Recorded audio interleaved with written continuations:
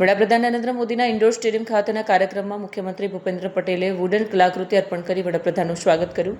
કેન્દ્રીય જળશક્તિ મંત્રી C R પાટીલે સાલ, જ્યારે નાયબ મુખ્યમંત્રીએ તુલસીના છોડ સાથે સ્વાગત કર્યું. પ્રદેશ અધ્યક્ષ જગદીશ વિશ્વકર્માએ સાલ સાથે સ્વાગત કર્યું. મંત્રીઓ અને સાંસદો વારલી આર્ટ કળાના ફોટો થકી સ્વાગત. જરી આર્ટવર્કના કલ્પવૃક્ષની તસવીરથી ધારાસભ્યો દ્વારા સ્વાગત કરાયું. સ્થાનિક અગ્રણીઓએ પુસ્તકોના ગુચ્છ અને રામ મંદિરની ફ્રેમ સાથે, જ્યારે નવસારી જિલ્લાના પદાધિકારીઓએ જરી આર્ટ ફ્રેમ અર્પણ કરી વડાપ્રધાનનું સ્વાગત કર્યું. પરંતુ આજે સુરતની ધરતી પર આવ્યો છું ત્યારે એમના પુણ્ય સ્મરણ સાથે મારી વાત આગળ વધારું છું. સાથીઓ, મને ઘણીવાર લાગે છે કે આ સુરત શહેર નથી, સુરત એક સ્પિરિટ છે.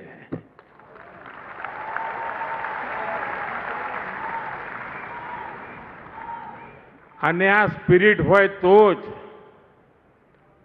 પર્યાવરણ દિવસે પ્રત્યેક પરિવારને જોડીને આવા 15,000 પર્યાવરણને સમર્પિત આવા સરસ મજાના પોસ્ટર બનાવીને લોકો લાવ્યા.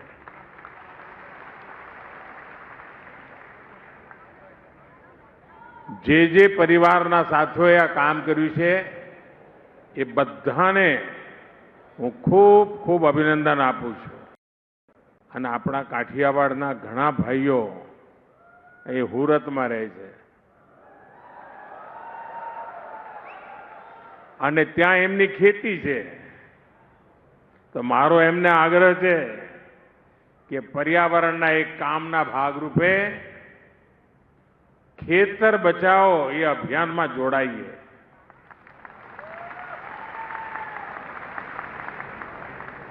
કેમિકલ ફ્રી ખેતી, આપણા બાપ દાદા જે પ્રાકૃતિક ખેતી કરતા હતા, અને હું તો સુરતના જે લોકોની જ્યાં જ્યાં ખેતી હોય બધાને મારે હકથી કહેવું છે કે આટલું મારું કામ કરજો.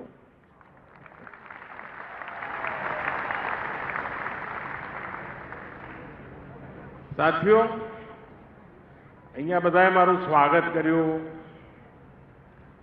જાત જાતના સ્મૃતિ ચિહ્નો આપ્યા, ભેટ સોગાદો આપી. પણ આના કરતા પણ અણમોલ ભેટ સુરતે મને આપી છે. આનાથી પણ અનેક મૂલ્યવાન સુરતનો કચરો મને ભેટ આપ્યો છે. 1 લાખ લોકોએ 5 દિવસ સફાઈનું અભિયાન ચલાવ્યું. મારે માટે આ મોટામાં મોટી સોગાત છે અને આ 1 લાખ લોકોનો અને આખા સુરતનો હૃદયથી આભાર માનું છું. દેશના ખૂણે ખૂણામાં ઉર્જાનો સંચાર થાય છે. જેમના હૃદયમાં દેશના પ્રત્યેક નાગરિકો માટે અદ્ભુત પ્રેમ છે અને જેમના માટે ભારત, ગુજરાત કે આપણું સુરત હોય, હંમેશા એમના હૃદયના ધબકારામાં આપણા સુરતીઓ માટે હંમેશા સ્થાન રહ્યું છે.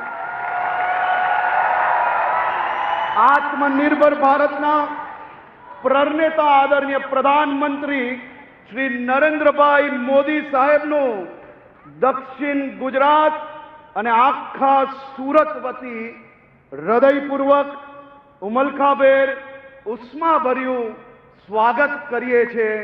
આપ સાહેબ સુરતમાં આજે ઉતરતાની સાથે જ દેશની રક્ષા માટે મેક ઇન ઇન્ડિયા આપણા સૌના માટે ગર્વની વાત હોય એવા L&Tમાં દેશના ડિફેન્સના ઇક્વિપમેન્ટ જોવા માટે, નિરીક્ષણ માટે સાહેબ પહેલા ત્યાં ગયા અને પછી આપણા ગુજરાતના નાગરિકો માટે અનેક નવી વિકાસલક્ષી કાર્યોના ખાતમુહૂર્ત અને લોકાર્પણ કરવાના છે. આદરણીય મુખ્યમંત્રી શ્રી ભૂપેન્દ્રભાઈ પટેલ સાહેબ, કેન્દ્રીય મંત્રી શ્રી સી આર પાટીલ સાહેબ, ભારતીય જનતા પાર્ટીના પ્રદેશ અધ્યક્ષ શ્રી જગદીશભાઈ વિશ્વકર્માજી, મારા સાથી મંત્રીઓ, શ્રી સાંસદ સભ્યશ્રીઓ, ધારાસભ્યશ્રીઓ અને દક્ષિણ ગુજરાત અને સુરત શહેરના સૌ નાગરિકોને હું અહીં સ્વાગત કરું છું. દેશમાં સેમિકન્ડક્ટર હબ તરીકે ઉભરી રહેલા ધોલેરાની ખારાશવાળી જમીનમાં પણ વડાપ્રધાનશ્રીની પ્રેરણાથી ડ્રમ પ્લાન્ટેશન પદ્ધતિએ 3200થી વધુ વૃક્ષોનું સફળ વાવેતર કર્યું છે. આપણા રોજબરોજના જીવનમાં પણ પર્યાવરણ અનુકૂળ જીવનશૈલી માટે મિશન લાઈફ અંતર્ગત પાણી અને ઉર્જા બચાવવાનો વિચાર દેશવાસીઓને શ્રી મોદી સાહેબે આપ્યો છે.